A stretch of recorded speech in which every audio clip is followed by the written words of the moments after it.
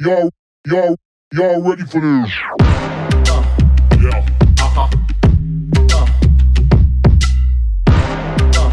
Yeah.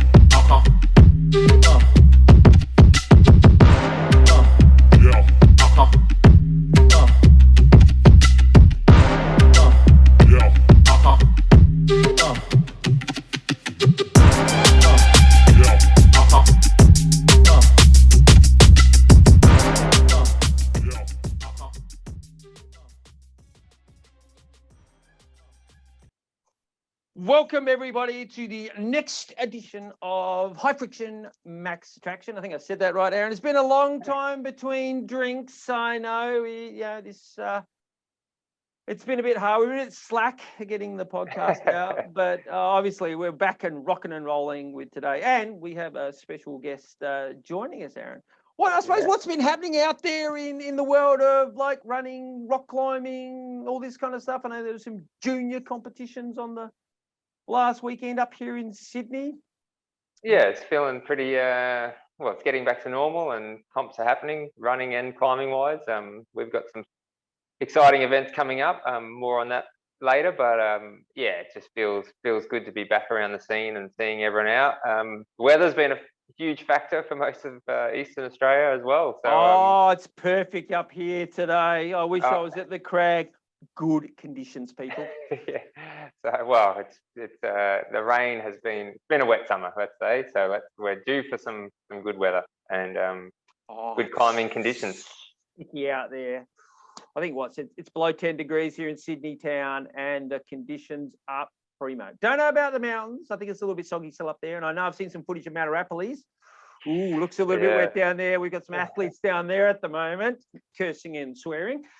Picking up towels, I believe, from Horsham to try and dry out the roots is the low down there. But yeah, cool. Well, without further ado, we've got some talent. We've got some proper guests today there, Aaron, an actual gold medalist. World Cup gold medalist. Yeah, World Cup. I suppose we had a world champion mountain runner, didn't we, before? But anyway, this is way better because she's Australian. And yeah.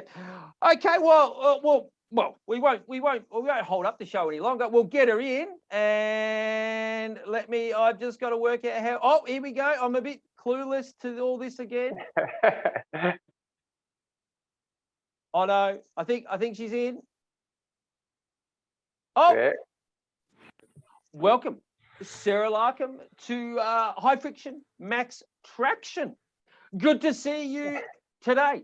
Gold medalist from Salt Lake City. That was a couple of weeks ago, wasn't it now, Sarah? Yeah, it feels like ages ago. Was it that long ago? Yeah. Cool. No, excellent.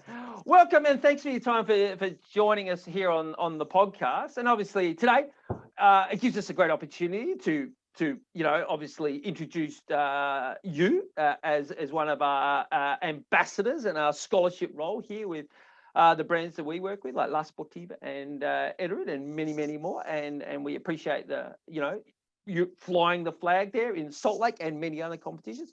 And I suppose it gives us an opportunity to find out a little bit about yourself and I suppose how you've got into climbing and what it means to you, and I suppose your journey through this beautiful sport that we all love of rock climbing, and obviously the competition side of it as well, which I know, and I suppose this is climbing, how great it is you don't necessarily have to be a competition climber, but if you are, it's another aspect of the sport which is fantastic, and there's that competitive edge, and I suppose, and then probably we'll go into a little bit explaining what the para climbing is all about for those people. Now, I know this is we'll go to YouTube on this, so we'll show some YouTube footage of your climbing. But for the listeners out there, we'll try and explain it with words as well. So, yeah, cool. All right. Well, Sarah. Welcome, Sarah. Tell us a little bit about yourself. I guess Sarah, the person, and then obviously tell us about Sarah, the climber. So I am a research scientist. I feel like there are a lot of scientists in climbing, which is like, I don't know if there's a link there or something. We're all analytical mind. That's what it's all about. Maybe that's it. I think my sister has actually told me that I replaced my PhD with climbing because I just have to be hyper focused on something. Oh, yes. Yeah. All right. Does So seem that's to my be a bit day of a job. and- personality trait. Yeah. Yeah, I think so. So yeah, now I'm hyper focused on climbing. So I live in Melbourne. I've been climbing since just about 2019. Had a few ups and downs in that time. I broke an ankle and, Oh, obviously COVID and Yep. So and I'm also a member of Adaptive Climbing Victoria, and we put on come and try days for people with disabilities in climbing in gyms around Melbourne. So it's pretty Oh, cool. great. Yeah, I saw there was an article in Vertical Life where you spoke about that in detail, and that was good to see how you're getting people that obviously have obviously there's a barrier to entry for a lot of people with disabilities, and it's great that you're actually encouraging these people to come out and enjoy the sport that we all love. And I think an indoor environment is a little bit more let's say less committing and less sort of daunting, isn't it? So you can actually do that really well. Yeah, it's a great entry point. And when I was actually coming back to climbing after breaking my ankle, I started climbing at an Adaptive Climbing Victoria come and try day. So they actually really helped me kind of get back into it and introduced me to ropes. Now I love ropes. Nah, highly overrated. Bouldering's the way forward. No, rope climbing is great. Just below the tree line. I don't know. It's nice and short. Yeah. But what was the exact spark for the first visit to a climbing gym? Like, was it a friend? Was it? Yeah, I'd actually wanted to try it for a really long time, and I have a lot of memories of lurking like climbing gym websites, looking up classes and things like that, and trying to figure out if it was something that I could do. And I just wasn't game enough to give it a go on my own. And I'd watched a bunch of documentaries. I was obsessed with like Belly Uprising and Free Solo like everybody else. And one day my friend just said to me, do you want to try bouldering? And I was like, yeah, let's do it. I think a gym had just opened up near our work, and now there's like a bouldering gym in every suburb. But at the time, they're like squash courts at the age. That's showing my age, but anyway, okay. Yeah, so I started with that friend, and I think probably for at least the first 6 months I would not go in the gym without her. She was like my safety net. Has she claimed some credit for your World Cup win? Oh, absolutely, but she's very much stuck in the bouldering space. I'm trying to get her onto the rope still. Oh no, that's good. Rope is quite good. Yeah, I must say. Yeah, it is. It's the sharp end is quite cool. Yeah. Yeah, so that's cool. So obviously, you're new into the sport, and obviously next thing you know, you're competing at the top international level. I mean, that's a bit of a. I don't think many people do that in any of their given sports. So that's a hats off. Bit of a wild ride, yeah. Great achievement. And why did you progress like that? And it's probably pretty easy. Could you just obviously. We'll forget about COVID, but you're just climbing at the gym, Monday, what's the day when it climbs at? Tuesday and Thursday, and then on the weekend at the cliff if you can, and just that trajectory. But how did you get into the competition side of it? So it was actually the chairperson of Adaptive Climbing Victoria at the time who told me about competitions. I didn't know that climbing competitions were a thing a couple of years ago. So she told me that was a thing, and they were working on getting para categories included in a lot of the state and national level competitions. And a state level comp was coming up, and she encouraged me to give it a go. And I really loved it. Like, I grew up competing in swimming, so I was already kind of familiar with that kind of lifestyle, I guess. And I just got kind of hooked. And at some point I decided I'm going to give this a real crack. And I really turned up the volume on my training and everything, and managed to get to a World Cup in, about a year and a half. Yeah, fantastic. Excellent stuff. Yeah, no, cool. And in the scene, obviously, it's still growing. Obviously, the obviously one we were talking about is getting those athletes to the event. It's even hard in the able body, I know, here in Australia. So I imagine the para classifications is that next challenge. But is it obviously in your short competition scene? And I've seen a few of the events, and there's more people in the classification growing each time I go to an event. Is there a lot of positive energy with like organisations like Adaptive Climbing that are getting more young young and old climbers into the competition scene? Yeah, that's something we're really trying to do, is kind of establish that pathway between, I guess, social climbing and competition climbing. I mean, we want to establish pathways for all types of climbing, including outdoors and just, however people want to enjoy climbing, we want to help them do it. But in terms of comps, we really just need to, I guess, widen our scope a little bit and get some more attention to adaptive climbing, because I think that people just don't really know about it. Yeah, like to be honest, if you're not in the comp scene, and you didn't go to the comps, you're right. Like, you probably wouldn't even know there's an active comp scene. Actually, most climbers don't even know there's a competition scene here, so don't worry. I think so. But that's what led us to you. Like, we're seeing that scene grow, and we felt like, well, we need to support that as with our leading brands. It's something that we felt strongly about doing, and your name came up, through multiple sources and results and things like that. So it was good to connect, and then it's been great to support you, and now to know that you're supporting others is really good, because to grow that scene is to have someone look up to you as a with your results, etc., and then think maybe quicker to try it than you were maybe without, because they might not have that friend either that pushes it. So, and then that's great. Yeah, I'll be their friend.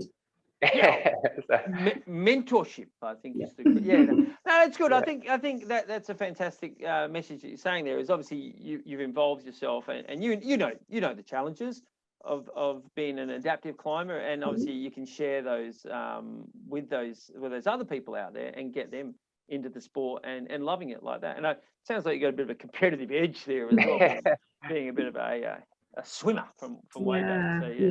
So that's cool. And then I suppose then moving on to sort of like the international side of things, is it when you obviously, it was Salt Lake your first international comp outside outside Australia? Yeah, so I've never even got to compete in a national competition because we haven't had them for 2 years because of COVID. Right. Okay, yep. So I've competed in 2 state level competitions, one in Victoria and one in New South Wales. And then at the start of this year, I competed to make the team, which I guess technically was a national event, but not necessarily a competition. Right, okay. Because it was just for qualification. Yep. And so Salt Lake City was my very first international competition. Oh, fantastic. And gold medal. I'd retire now. Retire. I still can't believe it was me. I feel some kind of disconnect. Yeah. Have you got it there? Can we see? Oh, yeah. Yep. Here we go. Here she is. Ooh. Nice. Is it gold? Heavy. It must be gold. Bite into it. Don't bite into it. No, I was going to say. I'm not putting teeth marks in that. Now, photographers. Did you have to do the champagne, that kind of thing, or was it a very disciplined, because I've seen some incidents on the podium with champagne bottles in the last few weeks. Yeah. No champagne, but it was like the whole podium experience with the, they had the Australian flag up on a TV screen and they played the anthem and everything. It was pretty full on. Oh, great. Yeah. Awesome. And what were your expectations? Like, it's your first international comp, and it's a World Cup, so it's like, it's huge. It's not like you went to New Zealand to do their nationals or something as a guest. Was it to make finals? Was it, obviously you always want to just climb your best and the rest decides, but did you exceed your expectations? Oh, absolutely. I mean, of course I wanted to win a medal or, win the competition. But, I think my expectations were probably a bit more realistic because every single person that I competed against has done multiple World Cups before. Right, okay. And so I was coming into this as the noob, basically just wanting to try and figure out where is my place in this field. What do I need to work on to kind of get to the top of the field, get used to the competition style of setting because it's really different to how gyms set for the most part. Yeah.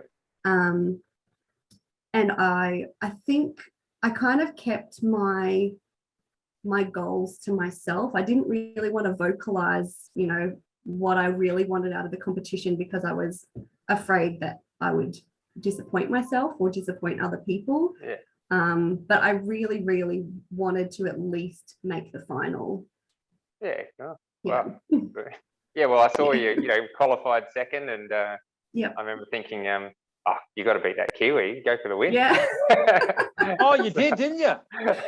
I did, but funnily enough, she was actually one of the people that encouraged me to get into the international competition scene. Oh, that's She's cool. really supportive. Yeah.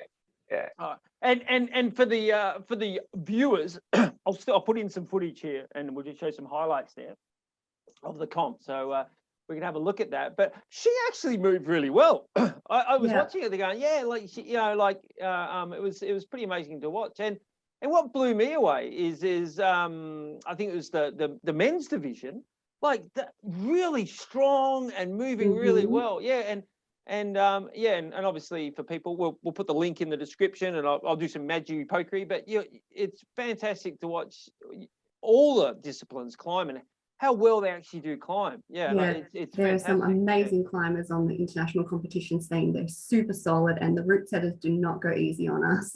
No. Well, we know one of them, Mrs. Cully LeBreton. And we had a good yarn to her about the comp. Now, I suppose for people, obviously, that are listening in and you can't see the footage that we're sort of the competition. How does it all work, Sarah? Because obviously, when we watch the comp, there's all sorts of different divisions on I suppose is what the climber's disability is. If it's like if there's an amputee, or if the climber's blind, or is it restrictive motion? Is that one of the, and that's classed differently as well? So that's the RP category. So that's restricted in power and I think like flexibility or mobility. Oh, okay. Yeah, so that tends to be climbers with, it could be different levels of paralysis or neurodegenerative diseases or muscle diseases, things like that. Yeah. All right. So you get like climbers that have got cerebral palsy, for example, competing. Oh, that's good. And how does they work it out? Like as far as, I mean, for us, like watching it, you see all these different classifications and you can obviously for yourself, you can see what your classification is, but for some of the other ones, how's that worked out? So how do they go about like establishing the divisions within the competition? Yeah, so it's a pretty arduous process depending on your disability or what sport class you are aiming for. So we have classification days prior to the competition. So for example, for me, I had a 15-minute slot, maybe 2 days before the competition where I had to go in and meet with a panel of classifiers. I had submitted, medical forms ahead of time to give them details about my disability and medical history and send them like photos of my disability and things like that. So they were prepared ahead of time. And I come in on the day, they make sure that what I've said is correct. They take measurements of my legs and they assign me to a sports class, which is called AL2, which is essentially lower limb differences. Okay. And for me, my sport class is what's called confirmed. So I don't need to be reassessed or reclassified at any point. Okay. Yep. Unless my disability changed drastically, if I grew a leg back or lost another one. All right. Okay. But yeah, for the RP categories, that's actually quite different because a lot of their impairments can be, degenerative or can change even day to day, but certainly month to month, year to year. So a lot of them will have to be reclassified every single year. Yeah. And I imagine that's quite stressful for the athletes. I mean, your situation, obviously, like you're saying, you're classified, you've been in that class and you know what you're going to go to. But is it right, like a competitor could go along to the competition and then not actually qualify for the event due to their disability? Is that right? Yeah, definitely. I have definitely heard of that happening, and I think it's kind of a matter of not having enough classifiers at a national level. Right. So countries are sending athletes assuming that they will fit within the classifications, and then when they arrive, they might find out that they don't. So yeah, having more national classifiers, I think, would really help that situation. That's obviously so devastating. Yeah. Oh, imagine that and yeah, just emotionally, you put all that Yeah. hard work in to get to the event, and then saying, no, sorry, you can't. Oh yeah, with it's me." expensive getting there. Yeah, most people are traveling, so Oh, Yeah, it's a massive Yeah. financial commitment, emotional, and and physical Yes. commitment to that. and that's well, good for you that you don't have to go through that process again, because Yeah. you are off again soon for more World Cups, and now Yes. you're going to be the one that Are we everyone. going back to back? Are we Sorry, back- not to put the pressure on you, but back to back. they know your name now. Like Yeah, you can't Yeah. sneak underneath the radar. Yeah, so I'm going to Europe next week. I'll be over there for about 3 weeks. We've got 2 more Oh, World Cups as well as lovely. one other Austrian international competition in between. Oh, in Innsbruck? Are you going to the lovely Innsbruck? Or? Yes, I'm going to be in Ooh. Innsbruck for about 2 weeks, which I can't wait for. Oh, But, fantastic! yeah, place. I will have more competitors in Europe. The category will be a little bit larger, so more competition. Okay, cool. I know. I was But speaking like to. I said, you want to test yourself, and it's the World Yeah. Cup, and Hmm. yeah, it's all still awesome. So Yeah, yeah. and I think we'll be competing on those big outdoor walls this time Oh, as well. how So good that is I think that? it's just going to be a completely different experience. Well, it's Yeah, more of a cool. it's a festival of climbing. You know, Yeah. and I don't know if you've been to Europe before and I gone have, climbing. yeah. Yeah. So it's just like those Chamonix and Innsbruck, Yes. and they're just fantastic mountain villages, and Yeah. the whole city will come and embrace it, and it'd be fantastic. Regardless Yeah. of your result, you'll have a whale of a time. I hope so. But you better win. That's all I'm saying. Well, talking about your putting stuff in, do we do this, and then you can put in a for Sarah's fundraiser. Help support down the bottom of the Yeah. screen. I'll put the link up there so you can help help Sarah's journey to the World Cups this year. And which countries are we going to next? So we've got Austria lined up. We've got the France. Austria and Switzerland. Oh, Switzerland. Jeez, Yes, you very better- expensive. Yeah, I was going to say, donate. Switzerland is like, you've got to take your gold bull in there, don't you? Yeah. That's right. Maybe I can cash it in. Love it. And whereabouts in Switzerland? Is it in the mountains or is Yeah, it's in Villar, so a Oh, beautiful nice. ski town. Pretty hard to get to, but Oh, looks once you're in beautiful. Swiss, but it's easy. just fly into Zurich and then get the train or car or whatever. A few trains and a bus, or And where- yeah, You're right. When are you actually off? I know I've asked you in an email. Is it? yeah, next Friday. It is next Friday. There you Yeah. Nice work, yeah. And Yeah. 2 months. So you'll be back, what's that? June, I'll be July? there for 3 weeks, Oh, 3 weeks. Oh, sorry. Yeah. Yeah. So you'll be back in July. mid-July. Yeah. Oh, cool. go. Oh, we'll Excellent. have to have another chat post European. Yeah, that'd be good. So. When we got, when we. And what now? To double back to obviously when you started competing, and then you decided you wanted to go to the World Cups. Like, Mhm. I guess talk us through just the what changes you made to the training. But then now that you've been to a World Cup, like, have you then tweaked that again with your coach, with strength and conditioning, Yeah. knowing the sort of level and the style of climbing, like you said. Because obviously it's a small window, but you won, but you're always looking to improve. I guess that's the timing. Yeah. So I kind of made this decision in the beginning of 2021 that I was going to kind of really give this a crack. I figured if I'm going to do this at all, I'm going to do it now. And, we were coming into our, second year of lockdowns, and I think everyone in Melbourne, probably everyone in the world, was feeling pretty crap, Yeah. me included. Yeah, don't worry. So, I just made this decision. I linked up with a personal trainer. She taught me a lot about nutrition. She taught me how to lift weights. And I started training with her once a week and then once on my own. I think in about a year, I probably lost like 15 kilos. Because I also just knew that I was like not fit enough to compete at like a World Cup level. Yep. So I really, really put a lot of effort into, strength and conditioning and good nutrition. Yeah. I upped my climbing days. I upped my physiotherapy because my body just hurts all the time now. Yeah, well, it does. Yes, and obviously changing your body dynamics during that period, obviously that takes a while for the muscles to grow and to rebuild. and it is a gravity-fed sport. So obviously, you do have to be stronger, but then you also like you say, you have to watch what you eat, and that's any sort of high-level sport. That's very important. Yeah, but I actually think that in the beginning, I probably wasn't eating enough. And so I definitely don't have a very restricted diet. I love food. I could not live without, the pleasures of food. But you eat the right food. That's the important thing. I feel my body, but I also treat myself when I want. So, don't miss out on anything. That's right. Look forward to Europe there. Oh, yes. Oh my God. Oh, how good. Are you vegetarian or vegan? No, I'm going to eat so many schnitzels. Get into that pig. Oh, how good is that?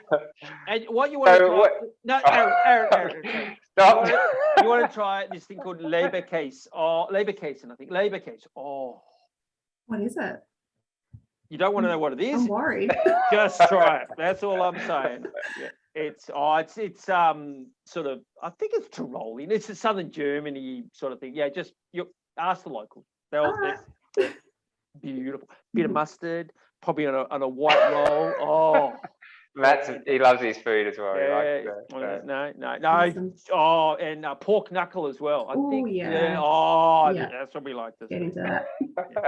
And dumplings. Got to try the dumplings. They're not like your Asian dumplings. More. Have we got Jamie Oliver on next week? Or? No, what's it called? Oh, I can't. The name escapes me what the dumplings are called, but they're very nice.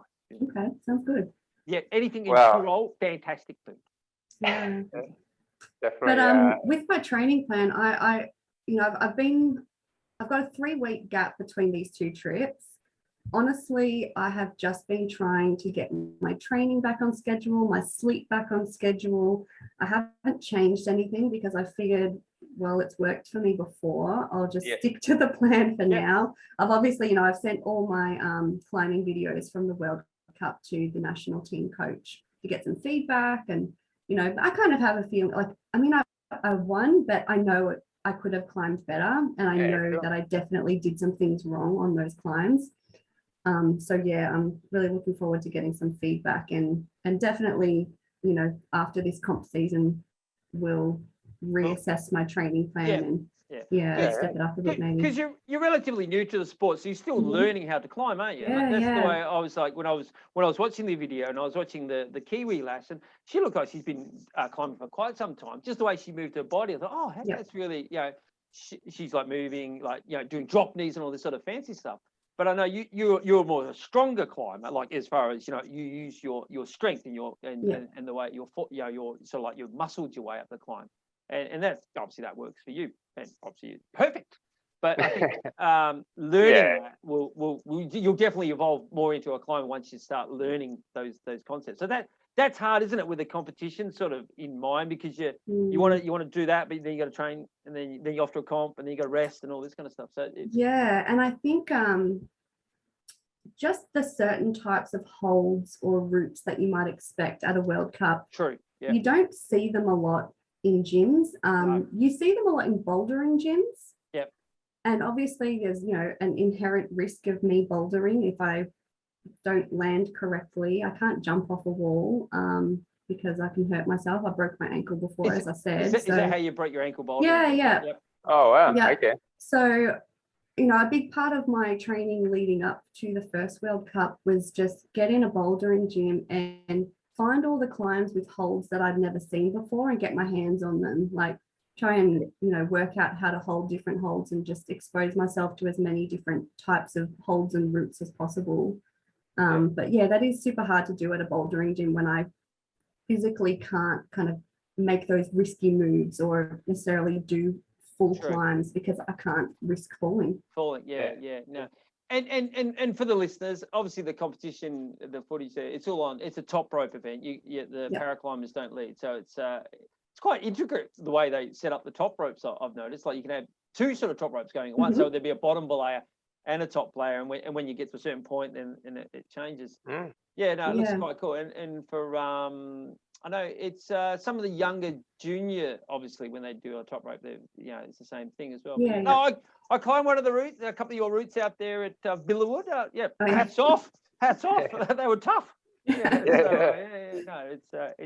no, it's good that is. It's a bit of a.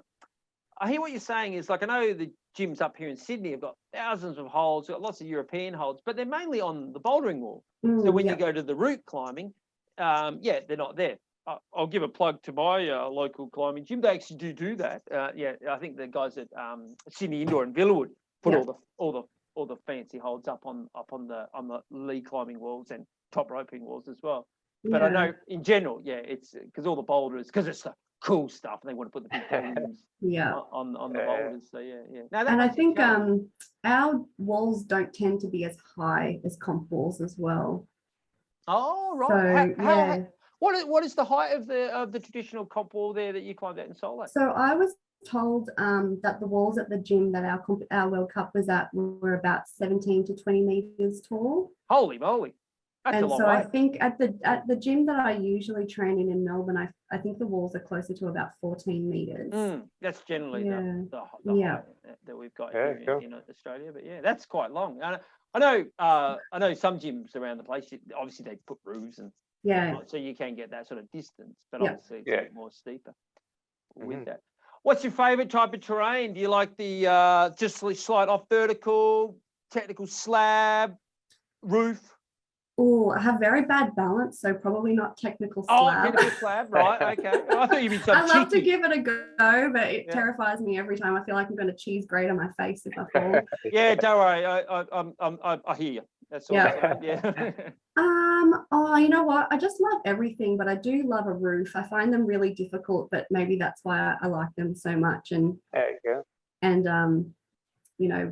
I've only also started like lead climbing in the past year or so, and that has also just opened up so many more routes for me to climb. So there are a lot of adaptive climbers, para climbers who aren't able to lead. So it's that's partially why we don't lead climb in the competitions. Oh, okay. Is that the reason why? Okay. Yeah. But I found it massively helpful for my training to be able to do that as well. Yeah, I thought it might have been an injury sort of aspect. Is like say when if you come into the wall or something like that, where the impact is where like you're saying with bouldering, you could damage your your leg or your ankle. Yeah, that's absolutely a part of it for sure. Yeah. No, I know. I've got I've smashed my ankle up a couple of times with just smashing the wall. So I imagine that's quite traumatic for any climber to do that. I imagine it'd be pretty stressful for a para climber to be injured in such a way as well. Yeah. No, that's cool. And obviously we've seen a little bit of Mount Arapiles on your Instagram page. That's very good. So that's generally that opens a little bit more to your lead climbing when you're doing a bit of the trad climbing. I've been loving learning trad climbing. I just started this year. And that's something that I really wanted to do from when I started climbing at the very beginning, because like I said, I'd watched all those documentaries. I was obsessed with the outdoor climbers. And that was really hard to get into. That was actually harder to get into than competition climbing, because there was already kind of that pathway to comps for me. There wasn't really a clear pathway to learning outdoor skills. It tends to be a very kind of casual mentorship situation, and that's not really established within the adaptive community. But I signed up to a trad course and did all of that, and I've been loving climbing out at Arapiles. It's been really fun. Excellent. Yeah. No, it's a good point that you make there. I mean, most of the apprenticeship is with outdoor climbing. Here's your rope, here's your quick draws, go for it, and don't hurt yourself, tie your knot, that kind of thing. So and obviously I'm fortunate. I got taught how to do it with a couple of mentors back in the day. But there is that massive barrier to entry for trad climbing. But hey, we've got one of the best trad climbing crags in the world, Mount Arapiles. So we should be it's a great place to learn. Oh, it's fantastic. Yeah, lovely for all levels of climbing. It's a fantastic, and the rock is like gold out there. So it's really beautiful, really quite cool. Lovely. Hey, thanks, Sarah, very much for joining us here in the podcast. We wish you all the best. The only thing is you have to beat the Kiwis. That's the only thing. So good. Oh, best wishes for your Europe trip and the comps, and we'll look forward to following you know, plenty of photos of those amazing mountains and Yeah. food and so on as well. But seeing how, just enjoy it, Yeah, and thanks. glad to be supporting you this year, and excited to see this next trip. Thanks so much. And the journey. Excellent. All right. And apple strudel is definitely worth having. It's on the list. Oh, mountains food. Yeah, cool. All right. Thanks a No lot, worries. Thanks, Sarah. Best Cheers. wishes. Bye. Bye.